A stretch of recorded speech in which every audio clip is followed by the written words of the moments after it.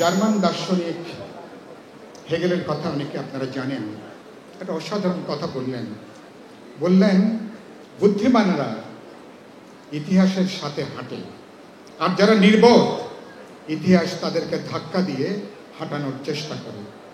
গণসংহতি আন্দোলন আপনারা গত 2.5 দশকে ইতিহাসের সাথে আপনারা থাকার চেষ্টা করেছেন, সেই জন্য আপনাদেরকে ধন্যবাদ।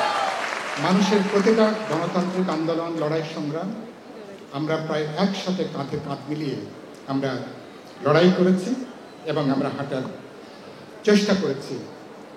এই মুহূর্তে সবচেয়ে বড় যে সংকট, অনেক সময় চরম বুদ্ধিমান মানুষরা নির্বুদ্ধিতার যে পরিচয় দেয়, জাতীয় ঐক্যমত্য কমিশন এবার সেই পরিচয়টা এবার তারা দিয়েছেন। এবং বুদ্ধিমান মানুষরা যখন নির্বুদ্ধিতার পরিচয় দেয় তখন এই দুঃখ রাখার কোনো জায়গা থাকে না। এবং যাদেরকে আমরা প্রায় মাথায় তুলে যাদেরকে আমরা রাখতে চেয়েছিলাম তাদেরকে এখন আখ্যায়িত করা, তারা এখন বিশ্বাসঘাতক হিসাবে, প্রতারক হিসাবে তাদেরকে এখন আখ্যায়িত করা হচ্ছে। এর চেয়ে কষ্টকর, এর চেয়ে দুঃখের, লজ্জা, বিব্রতকর আর কিছু হতে পারে না। 17 তারিখে আমরা সবাই, আপনারা, আমরা এখানে যারা এই মঞ্চে বসে আছেন সবাই আমরা জুলাই সনদে আমরা স্বাক্ষর করেছি। দুর্ভাগ্যজনক যে আপনারা আধুনিক গণতান্ত্রিক সমাজ কিভাবে চলে, রাজনৈতিক সমাজ কিভাবে চলে, বোঝাপড়ার ভিত্তিতে, সমঝোতার ভিত্তিতে, রাজনৈতিক বোঝাপড়া, সামাজিক চুক্তি, তার ভিত্তিতে চলে। ঐক্যমত কমিশনে আমাদের যে চুক্তি, বোঝাপড়া, দুর্ভাগ্যজনকভাবে ঐক্যমত কমিশন তারা সেই পথে তারা হাঁটতে পারেননি। তারা যারা ভঙ্গ করেছেন আমাদের বিশ্বাস ভঙ্গ, তারা আমাদের বিশ্বাস ভঙ্গ করেছেন, যেটাকে অনেকে প্রতারণা হিসেবে আখ্যায়িত করেছেন। আপনারা কি একটা সহিংসতাকে ডেকে আনছেন? রাজনৈতিক দুর্যোগকে আপনারা কি উস্কিয়ে দিচ্ছেন? আপনারা কি বিরোধ বৈরিতাকে আপনারা কি উস্কিয়ে দিচ্ছেন? ঐক্যমত কমিশনের সদস্যদেরকে এটা নিশ্চয়ই আমরা জিজ্ঞেস করতে পারি। কমিশনের সভাপতি প্রফেসর ইউনুস, তারও স্বাক্ষর রয়েছে। তারা যে পরামর্শমূলক যেটা দিয়েছেন সরকারের কাছে, সেটা আমাদেরকে আরো বিব্রত করে, আরো লজ্জার মধ্যে নেয়, আরো উদ্বেগের মধ্যে আমাদেরকে নিয়ে যায়। এখন সংকটের সমাধান কিভাবে হবে, যেটা বলে শেষ করব। আমি মনে করি সবকিছু শেষ হয়ে যায়নি, এটা মনে করার কোনো কারণ নেই। এখানে বসে দেখলাম উপদেষ্টার প্রেস সচিব তিনি বলছেন গণভোট যখনই হোক 15ই সেপ্টেম্বরের আগেই জাতীয় নির্বাচন হবে। কথাটা আংশিক বলেছেন। ফেব্রুয়ারি মাসের প্রথমার্ধেই গণভোট এবং জাতীয় নির্বাচন একই দিনে হতে হবে, এর বাইরে যাওয়ার কোনো সুযোগ নেই। কারণ আমরা ঐক্যমত কমিশনের বিপুল অধিকাংশ দল আমরা বলেছি জাতীয় নির্বাচনের দিনই গণভোট অনুষ্ঠানের জন্য। সুতরাং সরকার, এবং এটা তিনি বলেছেন তারা যেটা সবচেয়ে উপযুক্ত, প্রধান উপদেষ্টা সেটাই সিদ্ধান্ত নেবেন।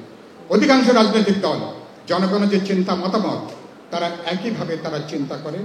আমি আশা করি এটা সরকারের জন্য বড় একটা কঠিন একটা সিদ্ধান্ত, কিন্তু খুব গুরুত্বপূর্ণ সিদ্ধান্ত।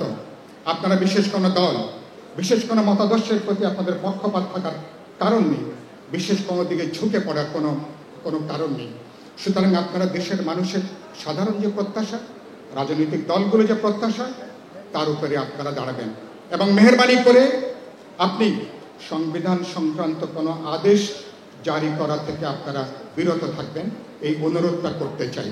তাহলে একটা ভয়ানক বিপজ্জনক নজির আপনারা তৈরি করবেন, যেটা আপনাদের এখতিয়ারের বাইরে, ম্যান্ডেটের বাইরে, আপনাদের ক্ষমতার বাইরে। কারণ ভবিষ্যতে এই উদাহরণ দেখিয়ে এরপরে যে কোনো ফ্যাসিবাদ, যে কোনো কর্তৃত্ববাদী শাসন দেখা যাবে যে সংবিধান পরিবর্তনের জন্য এরকম নির্বাহী আদেশ দিয়ে তারা এরকম একটা দুর্যোগের দিকে ভবিষ্যতের সরকার দেশকে তারা নিয়ে যেতে পারে। আশা করি এটা আপনারা বন্ধ করবেন। শেষ বাক্য যেটা বলতে চাই, আমরা একটা কঠিন সময়ে সরকার এখন, আমি আশা করি প্রজ্ঞা, দূরদর্শিতা, বুদ্ধিমত্তার সাথে সরকার সিদ্ধান্ত গ্রহণ করবেন। এখনকার একটা ভুল সিদ্ধান্ত দেশ এবং দেশের গণতান্ত্রিক ভবিষ্যৎকে বিরাট বিপর্যয়ের দিকে নিয়ে যেতে পারে। আশা করি ইতিহাসের এইটুকু পাঠ, এইটুকু শিক্ষা আপনারা গ্রহণ করবেন। এবং সবচেয়ে বড় সংস্কার হবে ফেব্রুয়ারি মাসে জাতীয় নির্বাচন গণভোট করে। 17 বছর ধরে যে মানুষ যে নির্বাচনের অপেক্ষা করছে, যে গণতান্ত্রিক উত্তরণের জন্য মানুষ অপেক্ষা করছে, সে পথে আপনারা এগিয়ে যাবেন। এর ব্যত্যয় ঘটলে কেবল আপনারা দুর্ভাগ্যজনকভাবে হয়তো বিদায় নেবেন না, পুরো দেশ একটা অনাকাঙ্ক্ষিত বিপর্যয়ের মধ্যে আপনারা নিয়ে যাবেন। অনেকে আশঙ্কা করছেন এটা গৃহযুদ্ধের বিপদের মুখে আপনারা ঠেলে দিতে পারেন। আশা করি এরকম দুর্ভাগ্য এই দেশের মানুষের হবে না, জনগণের হবে না। আমি আশা করি সরকার বিচার বিবেচনা করে ঠান্ডা মাথায়, পরিস্থিতি উত্তেজনাপূর্ণ, কিন্তু আপনারা সিদ্ধান্ত গ্রহণ করবেন ঠান্ডা মাথায়, বিবেচনার মধ্য দিয়ে, এবং এবারকার ফেব্রুয়ারি মাসে এটা করতে পারলে অভ্যুত্থানের সাফল্য অর্জনটাকে অনেকখানি আমরা রক্ষা করতে পারবো, এ কথা বলতে